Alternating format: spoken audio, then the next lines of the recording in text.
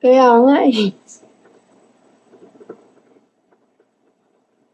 Kamusta ka na, El? Tagasan ka ba, El? Renante, hello. Lagi masakit ulo ko. Nakakainis.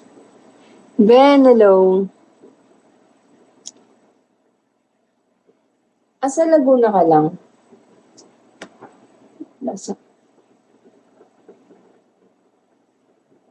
Matagal ka na sa Bigo? For ka, tanong. Nasa ano ka, nasa ibang bansa ka? 423, hello. RJ. Anong bansa? Anong bansa?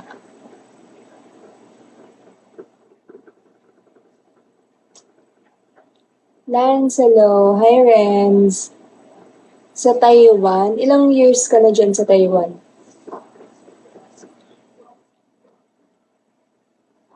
JC, hello.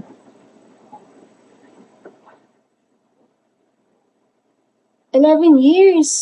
Wow, ang tagal mo na dyan. May kasama kang family dyan, wala? Parents.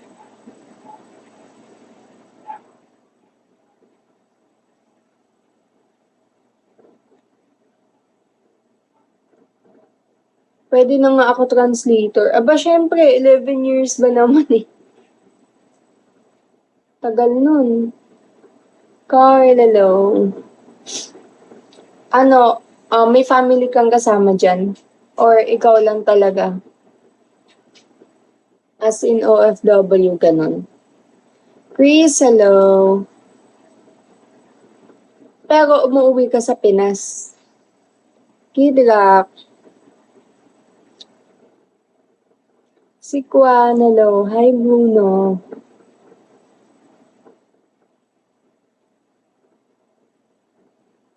Si Kwan, hello. Wow. Every 3 years? Grabe naman. Every 3 years? Grabe naman yun. Ang tagal. Hindi ba pwedeng gano'n yun sa work mo? Yung sinasabi every 3 years ka lang pwede umuwi? Sa uwing yon, ilang days ka dito sa Pinas? Anazar ka, hello.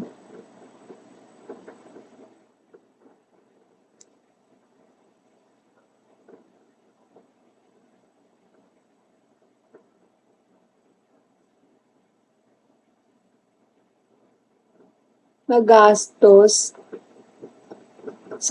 Hindi ko alam. Pero sa every 3 years na yon, ilang days ka dito nun or ilang months? Nung may jowa pa. Pwede siguro yun pag may family sa Pilipinas, yung may mga anak na may asawa, no? Ganun uwi every year. Siyempre, kailangan makita ng family. Pero kung binata naman, wala naman naghihintay sa'yo. Every 3 years ka na lang. Contacts, wala. Bakit?